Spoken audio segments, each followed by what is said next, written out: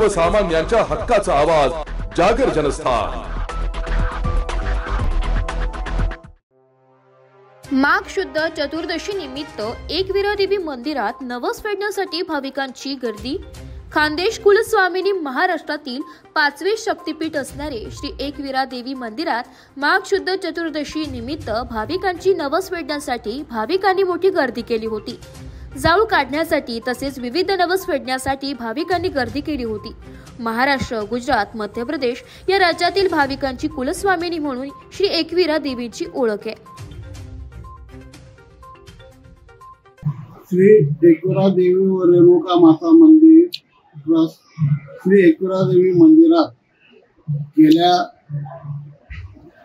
4 दिवसापासून माघ महिन्याचे कार्यक्रम सुरू झाले आहे। एकविरा देवी ही महाराष्ट्रातले 5वे शक्तीपीठ मानले जाणारे देवस्थान आहे आणि अति प्राचीन असं देवस्थान असून या देवस्थानाच्या माध्यमातून गेल्या 4 दिवसापासून सप्तचंडी यज्ञ चालू आहे। आज यज्ञाची सांगता आहे। त्याचप्रमाणे आज चतुर्दशी म्हणजे 14 असल्या कारणाने माघ 14ला बालकांचे जावळ वगैरे उतरले जातात। जावळ्या उतरण्याचा कार्यक्रम आहे।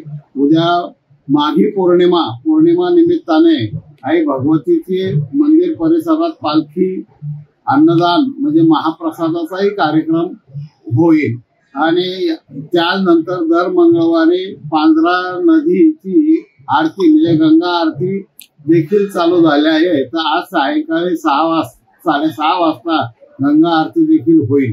असा हा माघ महिन्याचा मोठ्या प्रमाणात चालू असलेला कार्यक्रम आणि या माघ महिन्यात पूर्ण महिनाभर अशी वर्दळ या ठिकाणी चालू असते। कारण हे महाराष्ट्रातलं 5वे शक्तीपीठ असून खानदेश कुलस्वामिनी आहे।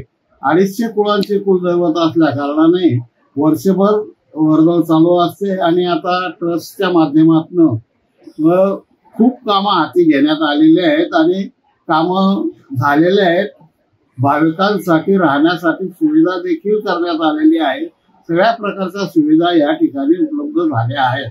तरी भाविकांना माघी पौर्णिमा आणि 14 निमित्ताने शुभ संदेश आणि शुभ आशीर्वाद आई भगवतीचा आणि सर्वांनी आई भगवतीच्या दर्शनाचा लाभ आणि उद्या माघी पौर्णिमेचा प्रसादाचा लाभ सगळ्यांनी घ्यावा। धन्यवाद। जागर जनस्थानसाठी प्रतिनिधी रूपक बिरारी, धुळे।